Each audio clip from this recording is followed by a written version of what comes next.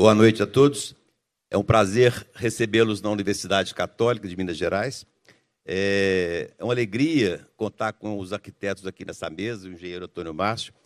São amigos dessa casa, Gustavo Pena, o Pedro, o Jair, os nossos colegas italianos, o Feritti, o Walter e o professor, que já foi professor dessa casa, o professor Alfio. Eu peço desculpas se nós começamos atrasado um pouquinho, porque tivemos problemas nas mídias, mas está tudo resolvido. A dinâmica, nós começamos na mesa de uma vez, e a ideia é trabalhar com palestras, conversas, histórias, né? Então, cada arquiteto terá 15 minutos, é um tempo pequeno, eu gostaria de dar 1 hora para cada um, porque eu tenho histórias belíssimas para serem contadas, acredito que todos eles têm histórias para serem contadas. Eu tive o prazer de trabalhar com o Gustavo já, algumas coisas. O Gustavo tem projetos belíssimos na cidade, de Minas Gerais e no mundo. O Jair também. Pedro, né, vem da família do pai dele, o Paulo. Estamos construindo a Catedral Cristo Rei, que é um projeto do Niemeyer. Eu acho que o último projeto da igreja que ele construiu. Eu tive o prazer de conhecê-lo. E estamos edificando a catedral. Como obra de igreja, é uma obra que não tem previsão para término, mas estamos construindo passo a passo e esperamos terminar essa obra o quanto antes. Aí a dinâmica é o seguinte: cada palestrante terá 15 minutos para contar suas histórias, e aí nós vamos contar com o apoio da Milena para nos ajudar a controlar esse tempo de 15 minutos, que é um tempo curto, mas eu espero que a gente consiga respeitar o tempo e fazer uma dinâmica interessante para todos. Muito obrigado, estudantes, professores, funcionários dessa casa, colaboradores. É uma alegria estar com vocês. Muito obrigado e boa noite. Boas palestras. Nós vamos começar com a palestra do Gustavo. O Gustavo está na ordem aqui de número 1 na lista. Muito obrigado.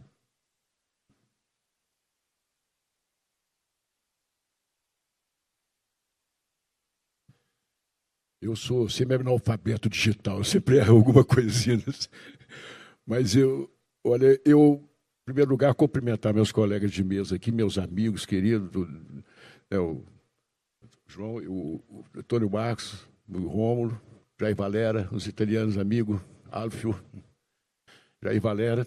E eu vou começar bem rápido, porque vou apresentar hoje um projeto único, que é o projeto do Memorial de Brumadinho. Memorial às 272 vítimas da tragédia de Brumadinho.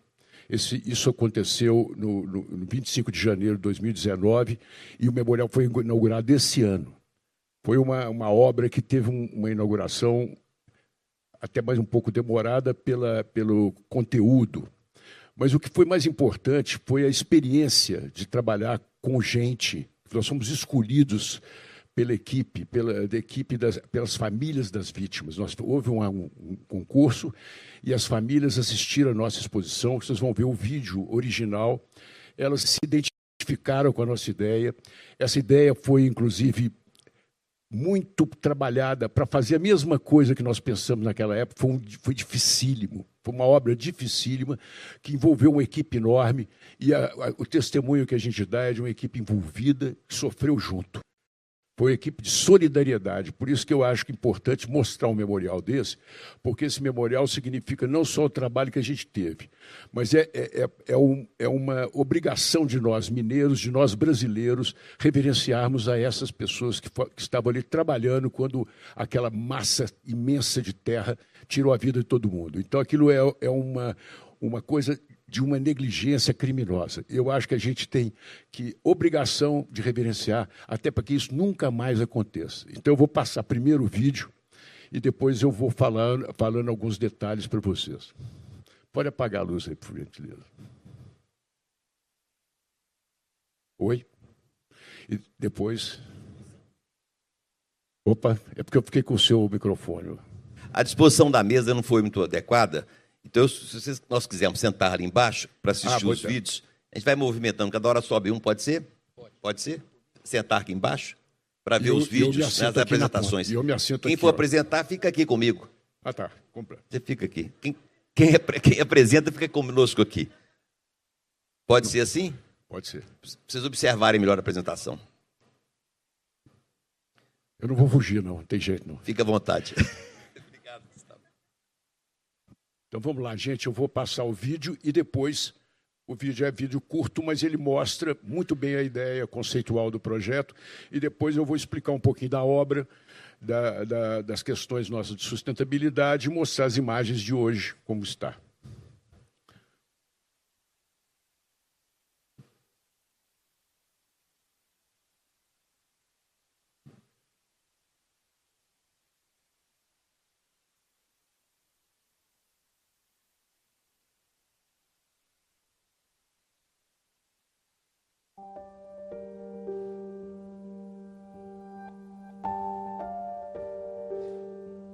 A dor nunca vai acabar, mas pode ser ressignificada. Essa dor nos exige uma profunda humildade e a escuta daqueles que não foram ouvidos. A voz, a única voz, é a dos que ficaram. Tudo isso pertence às vítimas, as que se foram e as que permanecem. Não há consolo a ser materializado. Resistimos ao apagamento do tempo e da história. Que tragédias assim não se repitam jamais. Este espaço vai possibilitar uma experiência sensível, individual e compartilhada, com gente que vive em estado de suspensão e sofrimento, dando voz e forma àquilo que não esquecemos. O ipê, árvore símbolo do Brasil, vem como exemplo de superação. No verão, ele se ergue com folhas para dar sombra. No inverno, essas mesmas folhas caem para deixar passar a luz do sol. E quando a seca aperta, ele floresce, para mostrar que, apesar de tudo, a vida continua. Misturados ao arvoredo original, serão plantados 272 ipês amarelos, para que cada lamento possa ser ouvido. Uma procissão de esperança que acolhe gente, percursos e edifícios. A entrada do memorial já revela sua missão. Recebe visitantes e nos faz refletir. Quantos erros brutais constroem um desastre? A forma deste pavilhão é retorcida, fragmentada, assim como os sonhos que se despedaçaram, mas que servem de evidência sólida do que aconteceu, da invasão da lama que destrói, desfigura e distorce a luz. Representa o conflito da massa de terra em movimento, força avassaladora diante da insuficiência humana. Este espaço é um ambiente de solenidade, que retira o visitante do mundo cotidiano e o coloca confrontado perante o registro inegável da realidade acontecida. Ao entrar, o ambiente é escuro. No teto, apenas frestas de luz, como se a onda estivesse atingindo o edifício e apagando o sol. Experiências e sensações que nos preparam para o que virá. É necessário passar por este mergulho antes de entrar no memorial. Os pontos luminosos, contraste entre claro e escuro, falam do dia que não amanheceu, mas também evocam a crença de poder existir ainda um caminho possível. A cada dia 25 de janeiro, exatamente às 12 horas e 28 minutos, o facho de luz que não veio virá a cortar o ar e iluminar uma drusa de cristais, conjunto de joias arranjadas pela natureza. As joias das famílias receberão, assim, a luz que faltou naquele dia. As áreas de permanência se estendem para fora e se abrem para as árvores, abraçando nossa nostalgia. Dali, partimos para nossa caminhada de lembranças e memórias. O percurso é cortado no terreno em direção ao rompimento, uma linha no tempo e no espaço, que aponta o lugar da fratura gigantesca. É, portanto, uma fenda escavada, testemunha inapagável do que aconteceu. Nas paredes altas laterais estão os nomes de cada uma das pessoas que se foram. Elas vão surgindo, uma a uma, na medida em que se caminha, como histórias incrustadas nessas superfícies laterais. O monumento às vítimas fatais transforma-se agora em trajetória, entre nomes e memórias, sob uma escultura suspensa, a grande cabeça que sente e chora. Seu formato é de um quadrado instável, a simbolizar o homem em sua falha. De seus olhos geométricos derrama o pranto, nosso gesto mais humano ao nos depararmos com o impacto da perda. Essas lágrimas criam um véu sob as paredes de concreto, atrás de onde estão os segmentos remanescentes das vítimas. Ao final do percurso, descortina-se a paisagem, superfície atingida e tingida pela lama, o vasto e a pergunta. Momento em que surge ali um lago, que reflete o céu, e guarda nossa saudade. No horizonte, um novo silêncio, ideia de continuidade a olhar para o futuro com esperança. Som de água, som de pássaro, som de vida. E, enfim, a lama sairá de nossos corações.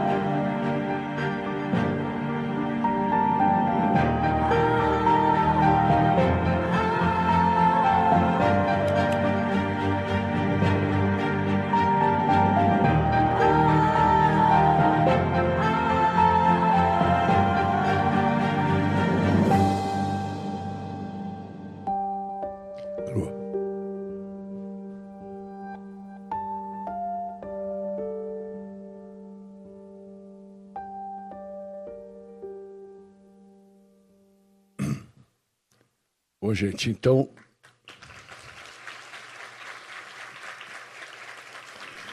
a gente nunca perde isso, né? Porque é tanta dor que está representada aí, e foi uma luta das mulheres da Babrum, elas que arrancaram esse negócio. Elas que arrancaram da Vale o direito de ter um ambiente com a fortaleza de onde elas vão continuar a reivindicação, de onde elas vão continuar a lutar pelo não esquecimento, né? Porque a morte pior é essa, uma morte, a nossa morte, que foi trágica, desde o caso deles, trágica. A segunda morte é o esquecimento, é a irrelevância daquele trabalho. Então, eu gostaria de passar nas imagens agora, que eu vou mostrar o projeto, como é que a gente partiu.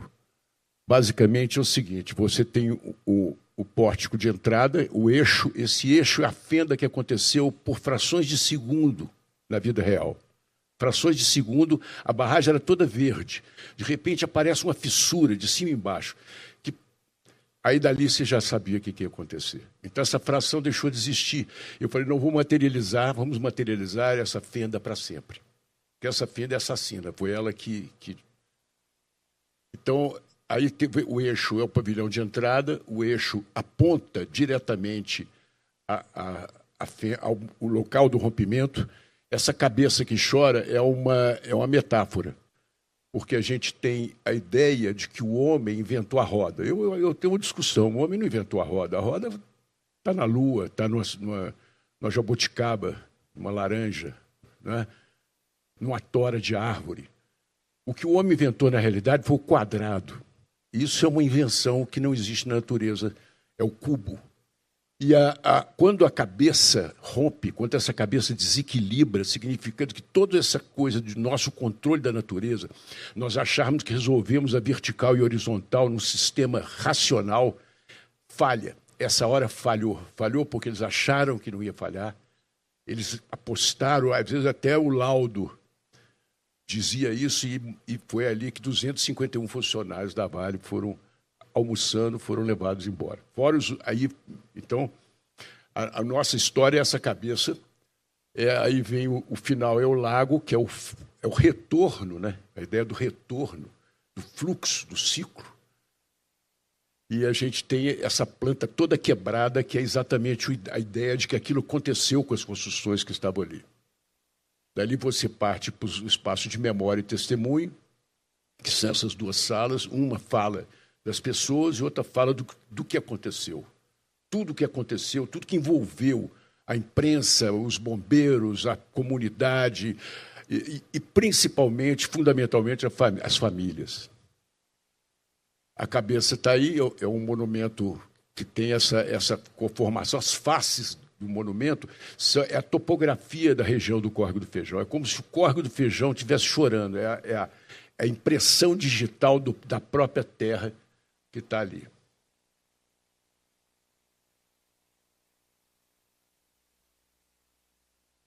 Esse é o corte.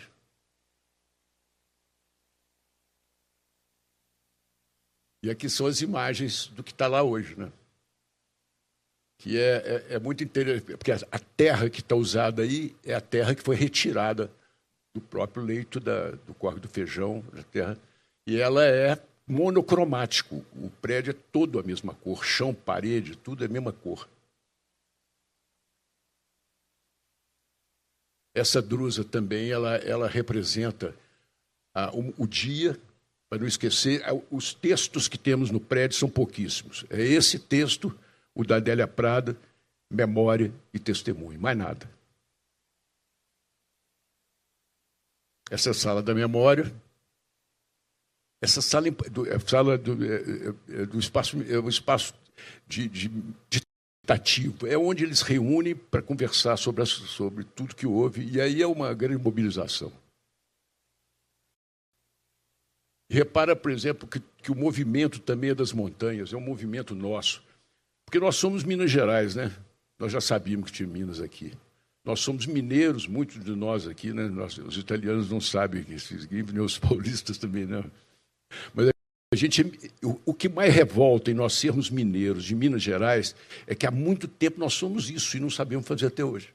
Deixamos acontecer coisa desse tipo, entendeu? Então, por isso é que eu acho que um memorial desse é muito importante para fixar definitivamente a tragédia, a dimensão planetária de uma tragédia como essa. Essas fotos são do Pedro Mascaro, viu? Inclusive o filme também que foi.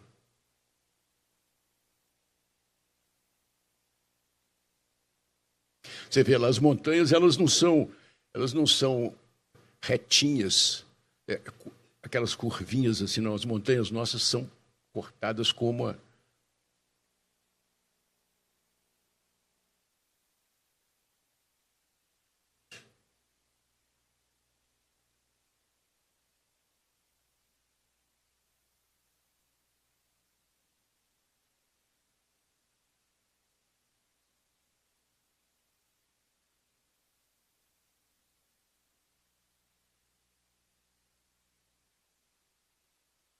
à noite, quando a gente anda por aí, você acha que está numa procissão no interior.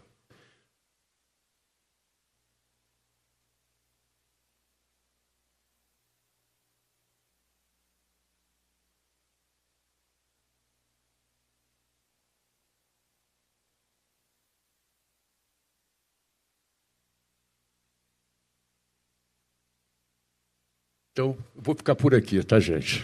Deixar essa imagem final aqui, ó, que eu acho interessante, porque ela tem uma ideia das montanhas e do como é que fica à noite o trabalho. Muito obrigado.